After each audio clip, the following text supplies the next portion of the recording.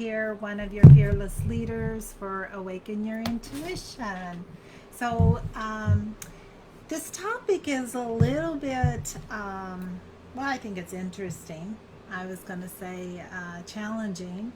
Challenging for a lot of people that are recovering from religious dogma. And forgive me, I forgot to pull up my Facebook because I want to double check and make sure that I am not missing any of your comments.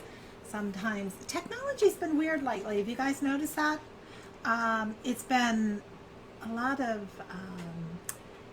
almost Mercury retrograde energy where computers are acting up, phones are acting up, and it has to do with some of the solar flares going on. My chair's not straightened. Oh, it made it worse.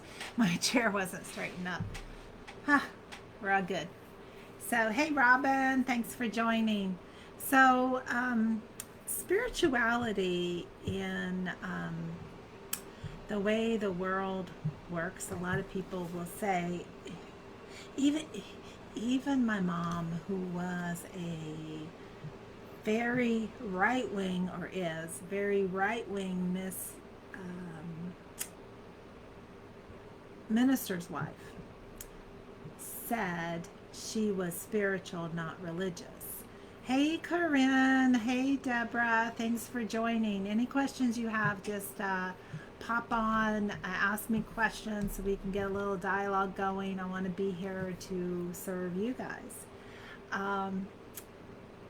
So even though a lot of people think spirituality and religion is the same thing, but it is not. The biggest difference between being spiritual and being religious is that religion comes with a dogma. Religion comes with proselytizing. In other words, Robin, you're on here, so I'll use you as an example. I could say, hey, Robin, you have to believe everything that I believe in the way I believe, or you're going to hell. That's not spirituality.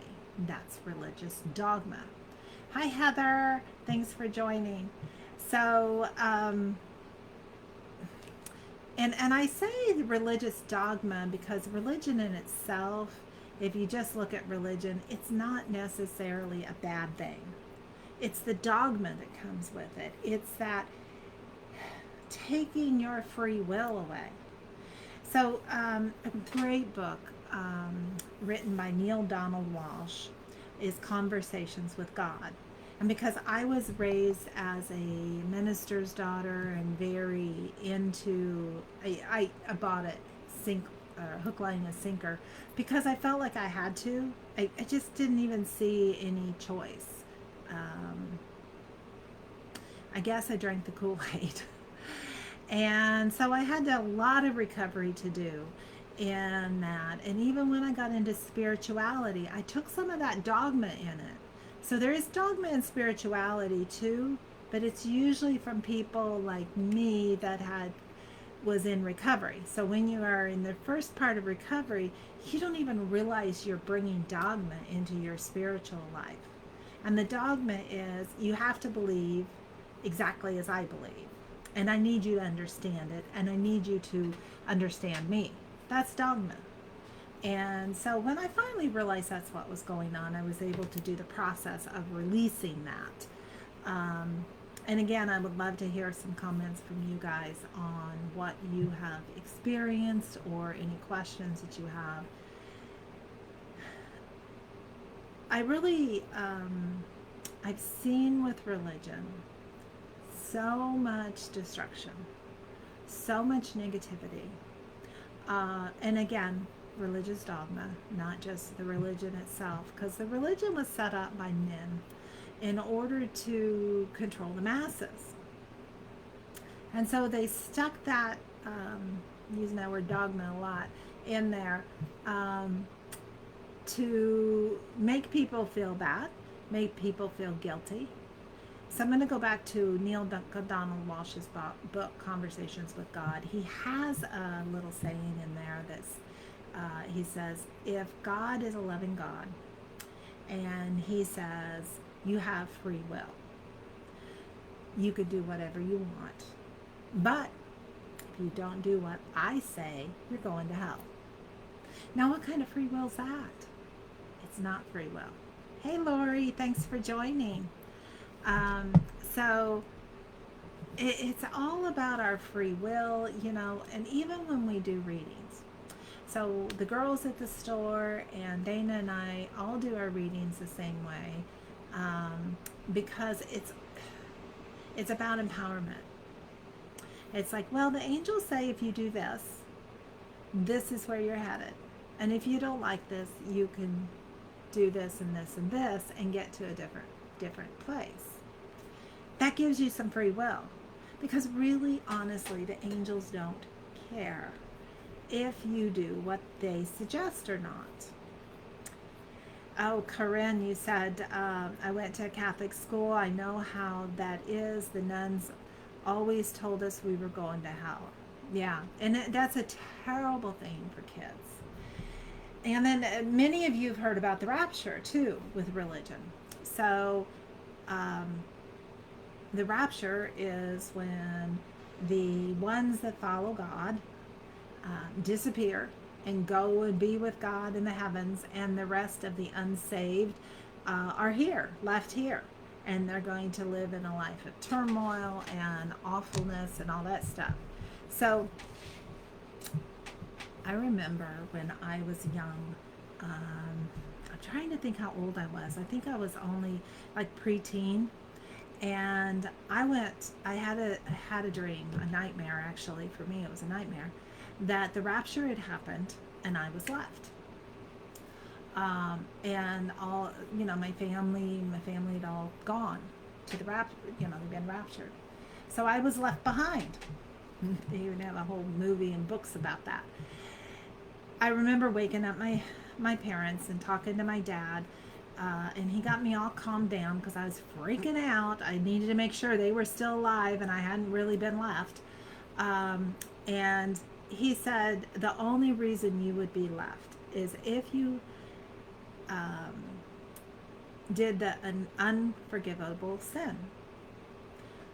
And I'm like, what's the unforgivable sin? So the unforgivable sin, and it's actually in the Bible, is that you just walk away from God and the teachings of the Bible. Again, that's not free will. That's religious dogma. That's control. Yeah, we're going to love you. We're going to help you. We're going to support you, but only if you do what we tell you. It's not unconditional love.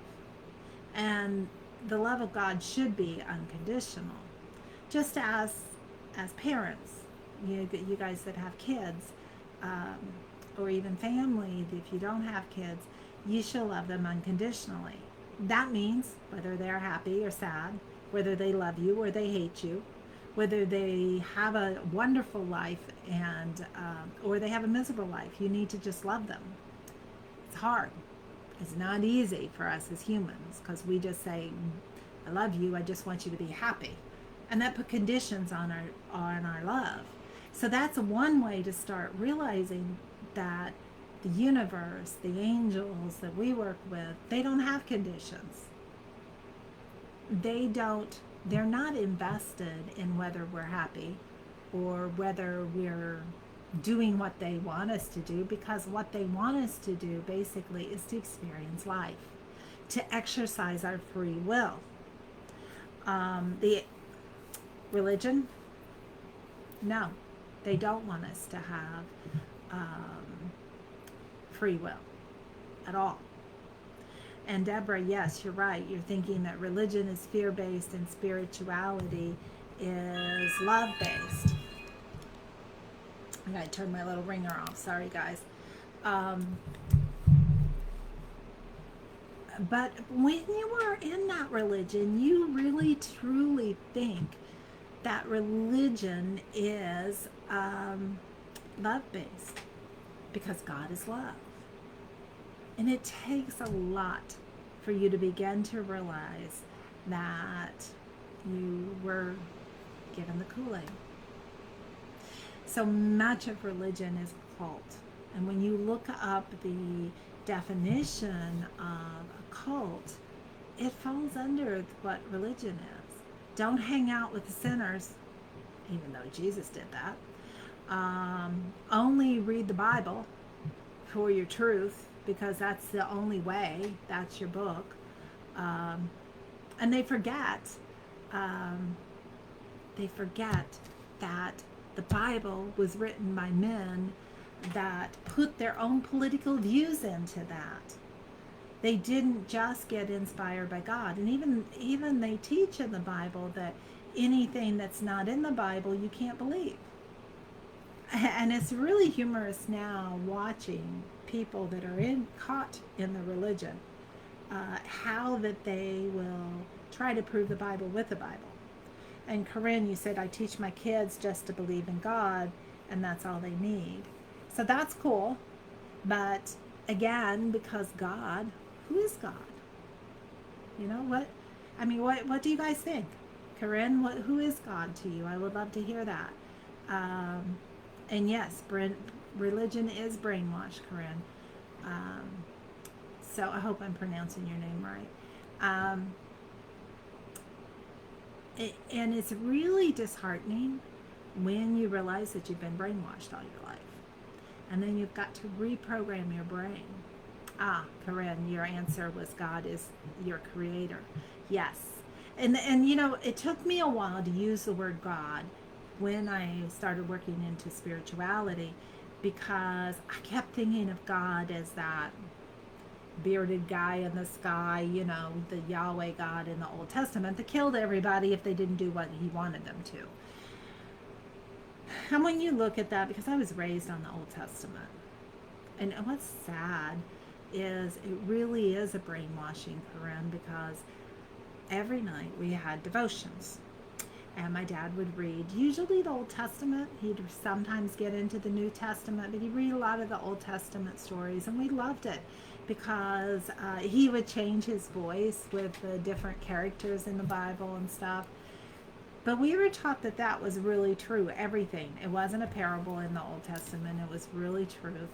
And, you know, if a woman was raped, then she should be killed, but the person that did it to her, there's no big deal. All of these things to shame women, to shame free will, to tell everybody that they have to follow their way, the Bible's way. And so, and that's why for a long time I didn't read. There's a great book. If you guys really want to dive into how the Bible was written and when, you know, for the political reasons at the time, read the book When God Was a Woman. It's by Merlin Stone, and you can find it on Amazon. It really explains all of that, but I didn't read that book for a long time because of the title, and it had the word God in it. And even Conversations with God, I wouldn't read that for a long time because my pendulum swung the other way after being so damaged by religion. And when I went through a divorce, that was the first time. I remember sitting, this is the love of Christianity, sitting in my church that I grew up in. My parents were very involved, even though my dad wasn't a minister at that church. He was a minister at other churches and a church camp, and of course missionary. So I was sitting there with my mom, and I just gotten my divorce, and my world was crashing in. The kid's dad had done terrible things to them, which was the only reason my parents supported me in the divorce, because of course divorce was a sin. And they also were in denial that that happened to my kids, even though my mom knew it as a fact. So something was said in the sermon, I don't remember what it was, and I started to cry. And you know how it is. When sometimes if you've held back for so long, you start crying and you just can't stop. I'm sitting there sobbing hysterically during church, embarrassing my mom to death, because we were well known in the community, and it's like one of the Camerons, that was my maiden name, should never have any issues. Um, and then what happened was, one person in that whole church, there must have been 200 people in the church. It was obvious I was losing myself, just being hysterical. One person came up afterwards to talk to me and to try to comfort me. That's sad. And then another person came up to my mom later and said, see what happens? You think you're so high and mighty, and your daughter's getting divorced. So then my mom made it about her, that all of my trauma was happening because of her. So religion cut deep in how, when I was really needing them to support me and help hold me up, they weren't there. They were more on attack mode and judgmental. And that's just the way. And that's kind of the way of humanity. And they do that in the spiritual community as well, but not as severe as in religion. There's a little more forgiveness in the spiritual world, and understanding and non-judgment. So that's a little bit of the difference that I see. But then recovering from that is a challenge, and that's why my pendulum swung the other way for a long time, and I just didn't want anything to do with people that said they were Christians and whatever. Yeah, my brother is a couple years younger than me. He's a sweetheart. I have an older brother too. That's interesting. But my younger brother is now the church camp manager and a minister, and he's done mission work as well. He came to see me not too long ago, and I called him a Christian, and he got offended. He's like, "Don't you call me a Christian ever again. I am not a Christian. I follow in the footsteps of Christ." I'm going to get emotional, because he really truly does. He tries so hard to follow Jesus, not follow the man-made rules of the church.